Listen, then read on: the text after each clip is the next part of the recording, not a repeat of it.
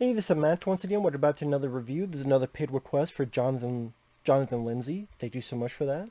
As for another episode of Batman the Animated Series, this time called The Forgotten. If I learn how to talk, I don't get drunk and I don't get high, so I don't know why.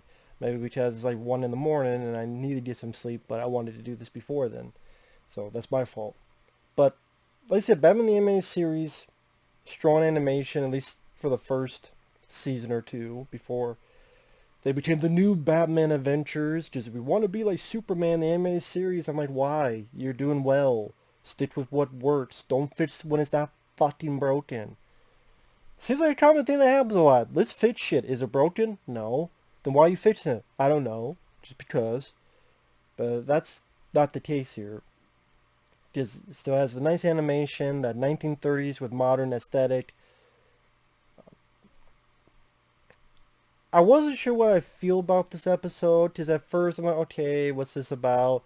Bruce, he's working at the mission. This priest says there's a bunch of homeless missing, and the cops won't do anything. So Bruce Wayne, he decides to go undercover as a homeless guy. Which I guess is kind of weird. You would think he wanted to be Batman at first and just follow homeless people. But I guess he wanted to do something different. And at the beginning, I'm like, wow, Batman's a real fucking moron. Because there's these two thugs that try to attack him. He has his hands in his pockets, like the one fucking guy from AEW, Orange Cassidy, just moving around, surprising and kick people in the shins. Hey, you want to punch me? Do here, do here, do there. And then the third guy, because Batman is too busy looking at a fucking stray cat, oh, I'm like, come on. Would Batman really fall for that? Would Batman really be that cocky to, I'm not even going to fight, I'm going to put my hands in my pockets, and be so entranced with a random stray cat? Oh, I'm going to let this random guy knock me out.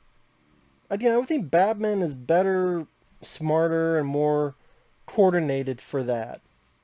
But I guess they had to find a way to get him caught. And then they create this plot where he has amnesia. They put him in this chain gang. I'm like, oh, great. But I will say after that, it got better.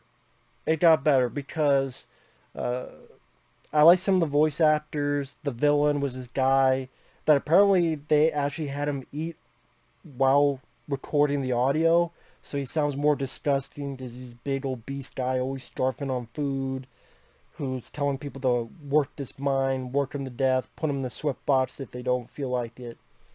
Tough titty. One of the innocent people, one of them is Dorian Harewood, who I remember in a few stuff. He was in the Jean-Claude Van Damme film Sudden Death. He's been in other stuff, so it's nice to hear him in the episode. And yeah, at this point, Bruce doesn't have... He's got amnesia, doesn't remember who he is.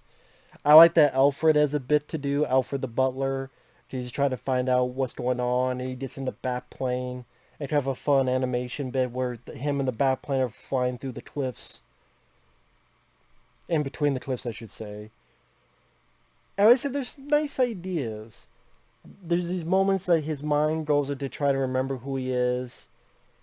Like there's this nightmare hallucination where he sees the actual Bruce Wayne laughing at him in the reflection of a mirror and pulls him through, and then it's the Joker, and then people want help and he keeps giving money, and more people keep wanting the money, and he just gives up and he cries. I thought that was a nice moment that he's rich, but no matter what he does, people will want more. More people want more, and it's never enough. He could give every penny he has, and it will never be enough. And that is a bit of sadness to it, where, what more can you do? And this other bit of him remembering the death of his parents. And it was cool to see the turn where there's his other buddies with him in the sweatbox. Pull it together. And now he's Batman the badass that he escapes. And The whole finale inside the mine, where it's taking people out one by one, was pretty cool. Because of the way it's... I don't say the way it's lit, which is weird to say for animation, but the way they drew that, where it's all done with flashlights and the reflection of the light, the characters kind of look white. Like, the it is a nice different color scheme to Batman and other people. It's more of an interesting look to the whole finale of the film. Makes it a bit more unique. It makes it a bit stand out more. And at least it's a cool effect. It's a cool effect they had. Where again, it's a different look and which creates sort of a different feel to the finale. And again, the whole idea of being in the mine, using the darkness and for his opportunities. I said I do think it's an episode that got better as it went along, and overall I didn't mind it for what it was. I thought pretty decent episode. Like I said, for the little nightmare hallucination bits, the finale, even having an explosion at the finale, ended with a bang, which is cool in my book. I said nice that Alfred had a bit of something to do to help Batman out.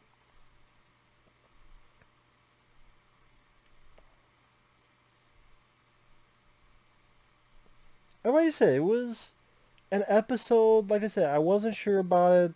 The way Batman gets captured, I thought was really fucking stupid and cocky on his part. But other than that, I enjoyed it for what it was.